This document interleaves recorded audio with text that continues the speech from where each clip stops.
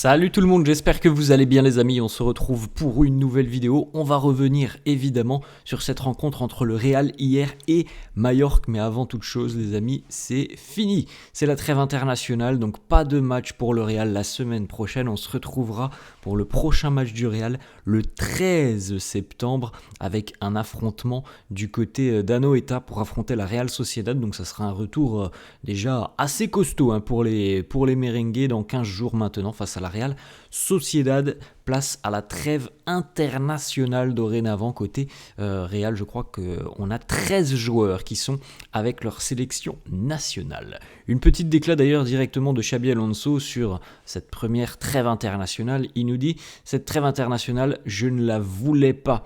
J'aurais aimé pouvoir garder mon équipe avec moi et continuer à travailler. On a besoin de temps, aussi longtemps que possible pour encore corriger des choses, pour continuer à travailler et essayer aussi de s'améliorer. » Bon, c'est les aléas des entraîneurs, ces 3 premiers mois de compétition.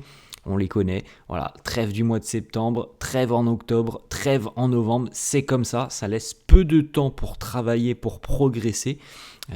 Bon, c'est aussi un peu rageant parce que bon, le foot international, c'est plaisant les amis, mais quand on est lancé dans une saison et qu'on sait que normalement c'est match tous les week-ends, c'est toujours un peu frustrant. Bon, c'est comme ça. On jette un petit coup d'œil, les amis, les unes des quotidiens madrilènes. Marca qui titre Un Madrid con ambition, un Real avec de l'ambition. Victoire 2-1 hier pour les merengues face à Majorque. Le plein de points. 9 sur 9 depuis le début de saison pour le Real. À noter par exemple de l'autre côté, vous voyez les amis, l'Atlético, le plus mauvais début de l'Atlético depuis 2009. Les Colchoneros ne se sont pas imposés pour la 3e fois depuis le début de saison. L'Atlético ne s'est pas imposé. Match nul du côté d'Alaves. Le Barça jouera ce soir, vous le voyez de l'autre côté, ça sera du côté de Vallecas face au Rayo Vallecano. La une du quotidien AS qui titre Pleno de Ilusión, le plein d'illusions. On a vu encore une fois des choses très intéressantes, très positives hier. Je pense que l'aspect le plus intéressant et le plus important à signaler sur cette rencontre, c'est surtout la multitude d'occasions que le Real a réussi à se créer. Vous vous souvenez du match face à Osasuna, bon, on n'avait pas eu quand même beaucoup d'occasions. On a vu des choses bien plus positives déjà face à Oviedo en milieu de semaine, enfin la semaine dernière. Et là, pour le coup, hier face à Majorque, alors le score il est de 2-1, mais en étant un peu plus efficace et en étant un peu plus aussi chanceux peut-être au niveau des hors-jeux, le Real aurait certainement dû s'imposer beaucoup plus largement. Bon, les amis, les buts, je pense qu'ils rentreront, c'est pas la problématique, donc c'est vraiment important de noter qu'hier, on a eu énormément d'occasions, énormément de situations, et ça c'est très très positif quand même, franchement, on a vu beaucoup de mobilité, beaucoup de mouvements, de bonnes courses hier, donc c'est très très positif. Le résultat les amis, 2-1 hier pour le Real. À noter qu'on a eu 3 buts refusés après revisionnage de la VAR. But refusé 2 à Kylian Mbappé, 1 à Arda Güler. Donc au final, les amis, c'est Majorque qui a ouvert le score grâce à Muriqi, l'inévitable Muriqi. Il est toujours là contre le Real. On regardera une petite info, je crois, dans quelques instants. C'est quand même un joueur qui pose à chaque fois des problèmes au Real, souvent de la tête. C'est un très bon joueur de la tête, Vedad Muriqi. Après, il est vrai que sur cette situation, on a été très passif. Muriqi, je crois, gagne son duel sur Aurélien Tchouaméni, mais on est très passif dans la défense. Et puis en l'espace d'1 minute, le Real va inverser la tendance. Égalisation 37e d'Arda Güler sur une magnifique occasion bien amenée par le Real. Ça part à droite, ça va à gauche, ça revient du côté d'Arda qui n'a plus qu'à pousser le ballon au fond des filets. Et puis 1 minute plus tard, Vinicius qui va nous faire du Vinicius tout simplement, il va partir tout seul et puis il va s'ouvrir le chemin du but. Franchement, voilà, on a vu des choses très très positives côté Real. 3 matchs, 3 victoires, 6 buts marqués, un petit but concédé. Il est maintenant l'heure de cette fameuse trêve internationale. Vous pouvez jeter un petit coup d'œil les amis, comme on l'avait évoqué un petit peu hier et avant-hier. Moi je vous ai dit, je pense qu'on va être quand même sur une équipe du Real qui sera vraisemblablement l'équipe entre guillemets type de la saison, et je pense que je ne me suis pas trompé, parce que hier, il y avait déjà le retour de Vinicius, par exemple, titularisé. On avait Trent à la place de Carvajal. D'ailleurs, voilà, je pense que Trent n'a pas marqué énormément de points depuis ses débuts en compétition avec le Real.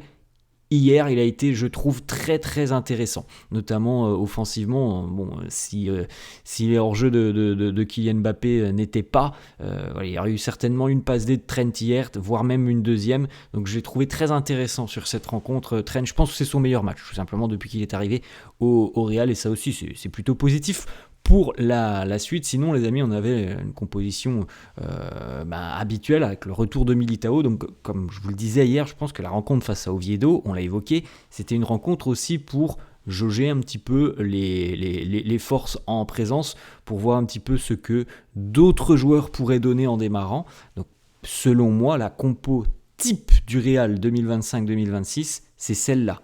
Alors, évidemment, pour le moment, il n'y a pas de Bellingham, donc on ne parle pas de Bellingham, mais pour moi, à l'heure actuelle, la compo type du Real, c'est celle-là.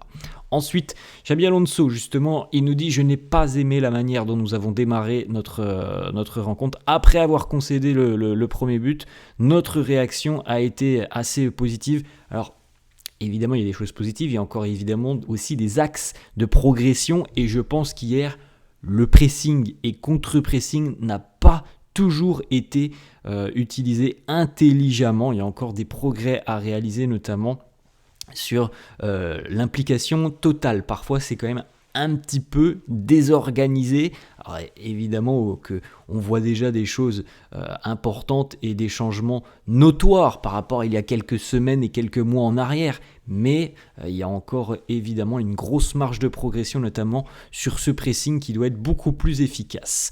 Xabi Alonso qui nous dit c'est une bonne victoire, nous avons souffert. Il nous dit aussi on a encore besoin de temps pour travailler sur certains aspects du jeu, on a des choses à corriger, à régler, mais dans l'ensemble, je suis satisfait. Il le dit aussi, voilà, justement, on n'a pas été très à l'aise aujourd'hui au niveau du pressing, surtout après avoir perdu la balle. En revanche, offensivement, on a été très très bon, mais notre pressing n'a pas été très bon aujourd'hui. On doit travailler là-dessus. Autre déclat de Xabi Alonso qui nous dit « Les 3 changements nous ont beaucoup aidé. C'est ce dont nous avions besoin. » Je suis très heureux de la performance de Vinicius et de Rodrigo aussi, qui a eu des minutes intéressantes. À noter, les amis, que Vinicius a fait un très bon match. Ça faisait longtemps. Alors, il a marqué, oui, mais vraiment, on l'a retrouvé très électrique. Il a fait de grosses différences hier dans la lignée, dans la continuité de son match face à Oviedo. Vinicius a été très bon hier sur cette rencontre. La défense madrilène, alors certes la défense a concédé son premier but hier, mais dans l'ensemble je trouve que c'est quand même satisfaisant. Et encore une fois les amis, on peut progresser, il y a des choses à régler, peut-être des automatismes aussi à trouver pour cette ligne défensive les amis, où au final on a 3 joueurs qui n'étaient pas madrilènes l'année dernière, donc c'est normal aussi que la ligne n'ait pas encore tous les automatismes, mais je pense franchement qu'il y a des choses relativement satisfaisantes dans cette défense du Real. À noter la première passe décisive de Dean Huijsen sous les couleurs du Real Madrid sur l'action dont je vous ai parlé tout à l'heure, une action vraiment très très bien amenée. Un ballon qui part à droite, et vous voyez Huijsen, là, vous voyez le but qui est juste derrière, et vous voyez qu'il est bien décalé par rapport au but, donc l'action part de droite, elle va aller à gauche, et Huijsen va remettre plein axe, le gardien ne peut rien faire, puisqu'il est à son poteau, ce ballon va quasiment au deuxième poteau, un petit peu avant, et donc Arda n'a plus qu'à pousser le ballon de la tête. Voilà la situation, Arda coup de tête, et c'est donc une passe décisive, la première pour Dean Huijsen. Dean Huijsen sur cette rencontre, c'est 75 ballons touchés, 58 passes, 87% de passes réussies, 4 sur 6 au niveau des longs ballons, 3 dégagements, une passe clé, un bloc, 3 interceptions, 5 duels aériens remportés sur 6 et une passe décisive. Encore une fois, prestation très solide du jeune défenseur madrilène. Xabi Alonso qui évoque aussi Alvaro Carreras, il nous dit il bonifie absolument tout. Il reste concentré tout au long de la rencontre, c'est une excellente signature pour le présent et pour le futur. On en avait parlé déjà, les amis, sur les 2 premiers matchs du Real. Moi, j'aime beaucoup le profil de Carreras, et je pense qu'il y a absolument aucun débat à l'heure actuelle.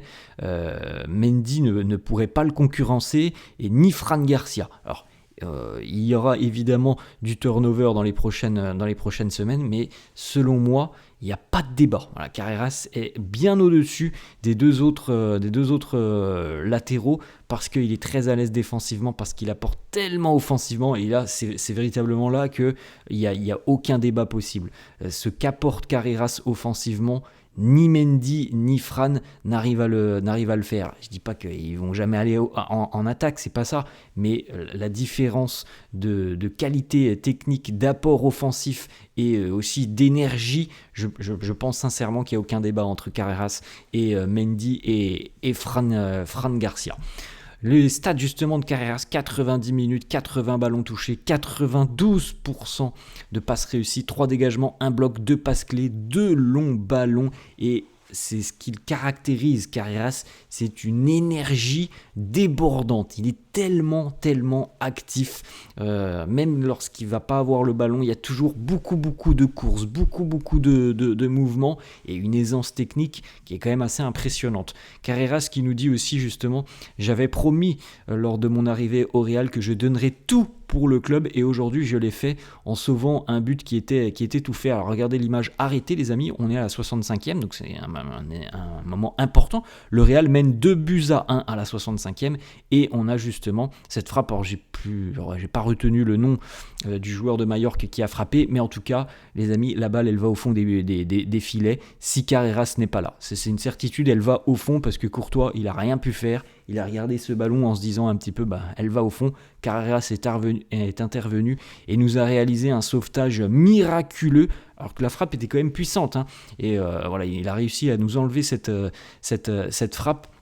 Vraiment impressionnant ce sauvetage de Carreras. Et on a eu, alors pas tout à fait la même chose, mais en première mi-temps, un sauvetage de Trent, me semble-t-il. Alors c'est pas une frappe qui va au but, mais si Trent n'est pas là, c'est un joueur de Majorque qui la prend et ça va au fond des filets. Donc voilà, les deux latéraux hier qui ont grandement contribué à la victoire. Xabi Alonso justement qui évoque Fran Garcia nous dit, je lui ai parlé comme à lui, comme à Asensio ou David Alaba, je leur ai tous parlé, ils savent qu'ils auront des opportunités de jouer, il y aura des opportunités notamment lorsque nous aurons 3 matchs par semaine. Donc ça c'est un élément important les amis, après la trêve internationale, vous le savez, c'est grand retour de la Ligue des Champions et donc potentiellement, même Xabi l'annonce déjà, il y aura du turnover, donc potentiellement oui, on pourra peut-être voir un peu plus Fran par exemple après la trêve internationale. Xabi Alonso sur Kylian Mbappé, vous avez vu tout à l'heure en début de vidéo les amis, 2 buts refusés à Kylian Mbappé pour des hors-jeux qui sont discutables, alors c'est les règles, mais il y en a un qui personnellement me surprend, mais on regardera les images après. En tout cas, voilà, Kylian avait marqué les buts. Alors, il y a des hors-jeux, certes, oui, mais il avait marqué les buts. Il y a encore une fois une grosse activité. Il se crée beaucoup de situations. Donc, il n'y a rien d'inquiétant sur la performance de Mbappé hier. Je pense qu'il y a de la frustration chez lui parce qu'il n'a pas marqué. Mais en tout cas, son match a été très satisfaisant dans la lignée de ce qu'il propose depuis le début de saison. Xabi Alonso nous dit, je ne suis pas du tout inquiet pour Kylian Mbappé qui n'a pas marqué aujourd'hui. Il a eu pas mal d'opportunités. Sa performance est excellente, il n'a manqué que quelques millimètres et je suis persuadé qu'il aura la même précision sur les prochains matchs. Mbappé est une menace constante pour les adversaires, les hors-jeux, je m'en moque, je sais qu'il va marquer beaucoup de buts. Alors pour le coup les hors-jeux les amis, alors on a déjà vu Kylian Mbappé l'année dernière, des hors-jeux de 1 mètre ou 2 mètres où on se dit il doit travailler là-dessus. Pour le coup hier les amis, les hors-jeux c'est vraiment des questions de quelques centimètres. Kylian d'ailleurs a remporté un trophée hier qu'il a présenté au public du Bernabéu, le trophée du joueur du Real Madrid le plus en forme de l'année 2024-2025. Félicitations à Kylian, petit trophée, je ne connaissais même pas l'existence de ce trophée. Vinicius hier, comme on l'a dit tout à l'heure, Vini a fait un gros match et ça fait plaisir de le retrouver comme ça, espérons que ça soit le début d'une lignée de matchs où Vini justement va retrouver ce qui a fait de lui tout simplement l'un des meilleurs attaquants au monde depuis 3-4 ans maintenant. Hier c'est 90 minutes, 1 but, 60 ballons touchés, 86% de passes réussies, 2 passes clés, 100% de longs ballons réussis, 2 tirs cadrés, 2 sur 3 au niveau des dribbles et très peu de déchets sur cette rencontre pour Vini. Donc ça aussi c'est toujours intéressant quand il arrive à bonifier un petit peu tous les ballons joués et surtout cette électricité que l'on connaît chez Vini, cette percussion vers l'avant. Hier ça a été très positif.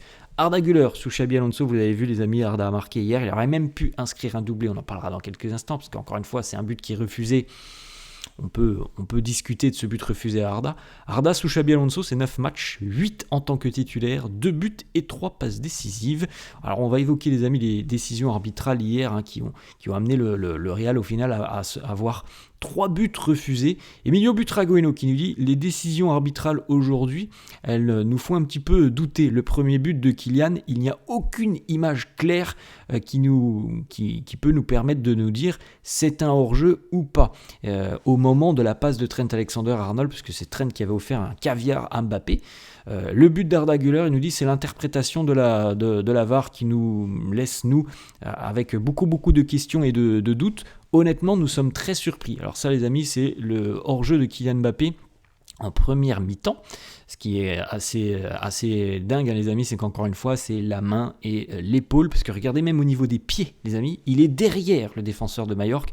Pour moi, c'est la règle qui doit être changée au niveau des règles du foot qui peuvent être litigieuses. Pour moi, c'est celle-là. Je pense qu'on doit se baser uniquement sur les pieds du joueur. Après, c'est mon avis, il y en a d'autres qui vous diront d'autres choses. Pour moi, la règle, c'est qu'on doit se baser uniquement sur les pieds des joueurs. Et en l'occurrence, si on se base sur les pieds, Kylian n'est pas hors-jeu. Bon, voilà, c'est comme ça, on ne se base pas sur les pieds. Le hors-jeu, il est pour quelques millimètres. Mais ce qui me semble est problématique, c'est que je crois que la règle de la FIFA nous annonce qu'on ne se base pas ni sur la main, ni sur le bras d'un joueur pour se fixer sur un hors-jeu. On ne doit pas se baser là-dessus, mais plutôt sur le torse. Et c'est vrai que voilà, c'est une question de millimètres pour Kylian Mbappé hier. Le but refusé à Arda Güler qui aurait quand même pu permettre au Real de se mettre un peu à l'abri avec 3 buts à 1. Xabi Alonso lui dit le but refusé à Arda, bon, c'est l'interprétation de l'arbitre. Moi, j'ai une interprétation différente, c'est sa décision, elle est ainsi. Vous avez l'image arrêtée d'ailleurs et Tchouaméni qui nous dit je ne sais pas si Arda touche la balle de la main. En tout cas, si c'est le cas, le but doit être refusé. Regardez l'image les amis, donc là il y a une main. Pour vous, laissez-moi en commentaire, est-ce qu'il y a une main sur cette séquence? On sait que dans la surface de réparation, surtout pour les défenseurs, il faut mettre ses mains contre son corps pour dire que voilà, on n'a fait aucun geste qui peut nous laisser penser qu'il y a main. Bon, pour le coup, je ne vois pas ce que peut faire de plus Arda Güler. Il met sa main devant lui, le ballon lui tape dessus et ensuite donc il reprend et il la pousse au fond. Considéré comme une main. Bon, avouez les amis que la décision est quand même très surprenante. Ensuite, Sergi Darder, joueur de Majorque, qui là aussi évoque la main d'Arda Güler. Il nous dit la main d'Arda Güler, pour moi, ce n'est pas du tout une main.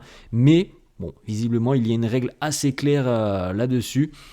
Bon, c'est quand même très surprenant, hein, les amis, parce qu'on a du mal à comprendre comment ça peut être une main, parce qu'en général, lorsqu'un défenseur est dans cette situation et qu'il met sa main soit le long du corps, soit devant lui, il n'y a pas de penalty, il n'y a pas de faute. C'est ce qu'a fait Arda Güler.